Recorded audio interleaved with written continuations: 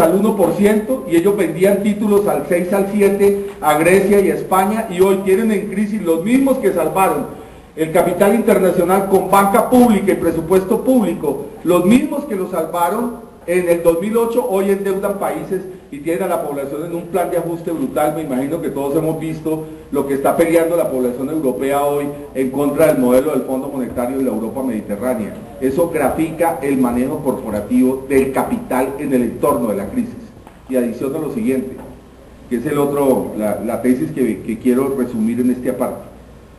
Estamos en un momento en que la racionalidad privada corporativa de los grandes grupos transnacionales está por encima de cualquier otra consideración, y eso va a terminar profundizando la crisis. Es decir, el capitalismo no ha logrado, como lo logró con Keynes y el modelo keynesiano de los años 30, encontrar una racionalidad pública que de alguna manera castigue transitoriamente lo privado mientras reacomoda el funcionamiento del conjunto del sistema. Eso no se ve en el corto plazo, lo cual significa que la crisis va a ser cada vez más profundizada hacia los de abajo y cada vez más salvada a la manera corporativa. Es decir, que vamos a una irracionalidad cada vez mayor desde el punto de vista del funcionamiento de la política y en el caso concreto de la crisis económica, que terminará produciendo a favor de lo privado unos choques cada vez más fuertes con la población. Es decir, no hay en este momento, es falso que estemos asistiendo a keynesianismo, neokeynesianismo, que estemos asistiendo a formas de conjunto. El Estado está absolutamente controlado por lo privado y ese sigue siendo el tema central. Insisto, no hay racionalidad pública ni siquiera para manejar la crisis. Los grandes gremios siguen controlando la crisis y seguirán utilizando neoliberalismo a fondo. Simplemente para ejemplificar esta tesis, Paul Krugman, que no tiene nada que ver con la revolución, ni es anticapitalista, ni nada por el estilo, que es un señor neokeynesiano que ganó un premio Nobel, tiene un artículo muy importante en el New York Times donde él escribe, donde dice: añoro a Nixon, y luego en el desarrollo dice: porque Nixon fue el primero que empezó a hablarnos de un modelo totalmente corporativo, el sector del Partido Republicano en Estados Unidos que empezó a hablarnos de un modelo corporativo. Pero cuando Nixon habló en el año 70, y agrega Krugman, no tenían el peso que hoy tienen. Hoy tienen el control de los parlamentos, de los presidentes, de los estados, del mundo, del lobby, del G20, donde se toman las decisiones, y por consiguiente hacer una reforma mínima se vuelve un obstáculo por parte de esos gremios que se le atraviesan a cualquier posibilidad, incluso de reformismo mínimo. Y él citaba el ejemplo de la reforma de salud que fue tan alaraqueada por la campaña de Obama y que terminó en una cosa muy raquítica, o la reforma financiera que acabamos de presenciar en Estados Unidos, que no tocó la médula de todo lo que estamos presenciando desde el punto de vista del manejo irresponsable de los bancos.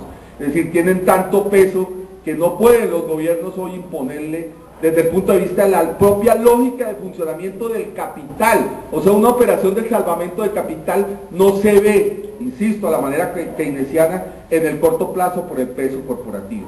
Eso hace la crisis más peligrosa, porque eso hace que los de arriba tengan que desatar con más furia la crisis sobre los de abajo.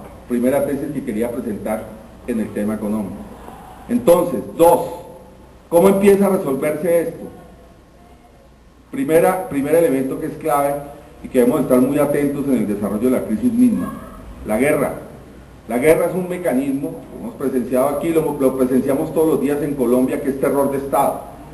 La guerra sirve al capital en contextos de crisis por varias razones, y aquí quiero agregar: la crisis es militarismo y violencia. O sea, no es solo, ya les dije, intento presentar porque hay una crisis de conjunto, una crisis civilizatoria del capital.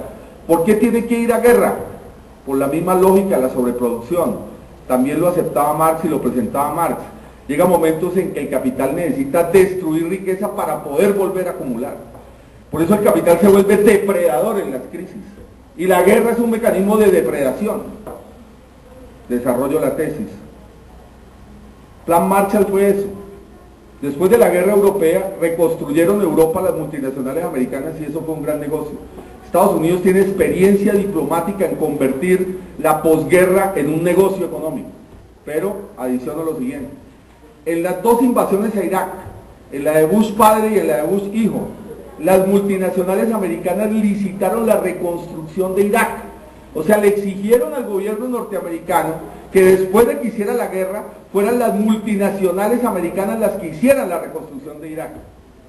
El grupo de Rumsfeld, que fue el secretario de Defensa de Estados Unidos en el periodo de Bush hijo, tuvo el control, o sea, desde lo militar, impusieron un control que le permitía decir, ya destruimos Bagdad, entonces ahora ¿qué multinacional va a hacer los edificios? ¿Qué multinacional va a hacer los trenes?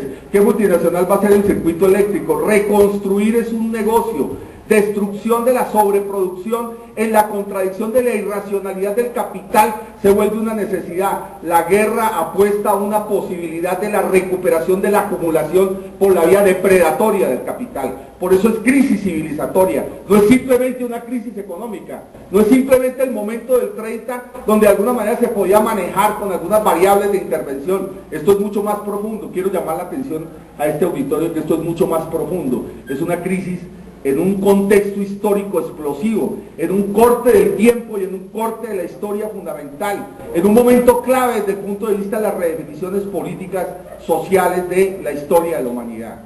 Pero la guerra además permite otro elemento. Les dije que la sobreproducción se expresa por ramas. Me explico, siempre coloco este ejemplo.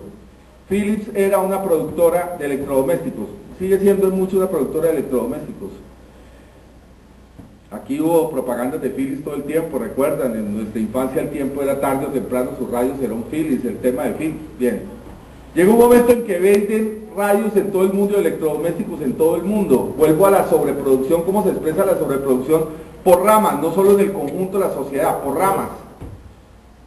Llega un momento en que venden radios por todo el mundo hasta que se satura la demanda, insisto, la saturación de la demanda tiene que ver con que hay desempleo y cierra mercado, achata mercado. No en el sentido de las necesidades de la humanidad siguen aumentando. El problema es que el consumo en el capitalismo pasa por mercado y si aumentas crisis económica, aumentas por consiguiente la incapacidad de la gente de consumir. Bueno, ya voy a tocar Colombia, que es incluso un ejemplo paradigmático en eso. Somos el país con más desempleo en América Latina y más informalidad en términos relativos a la capacidad de la población. Pero decía lo siguiente, Philips, y lo utilizo como ejemplo pedagógico, era productora de armas, se satura el mercado era productora de electrodomésticos, se satura el mercado y ahora ¿qué hace? Produce armas. Gates se le satura el mercado de computadores y ahora ¿qué hace? Los computadores de precisión que invaden Irak. Los grupos del acero, los grupos de la tecnología de punta de química, ¿qué hacen? Producen armas.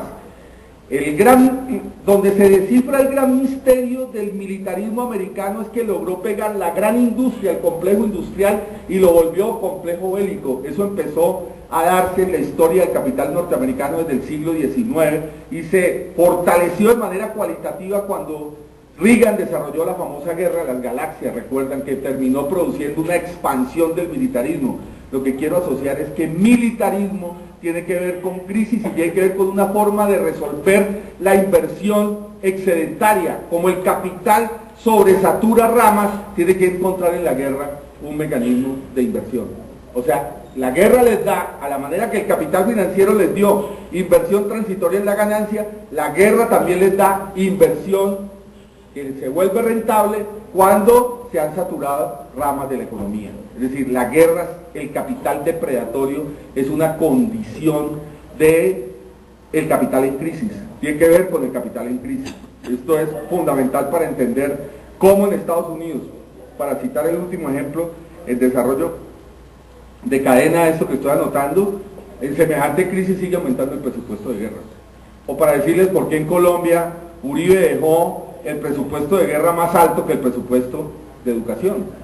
Hoy nosotros tenemos más o menos 14% del presupuesto, 14.6% del presupuesto en guerra y aproximadamente 13% en educación, sumando toda la educación entre superior y primaria, transferencias regionales y demás. Esto tiene que ver con que la guerra es un gran negocio.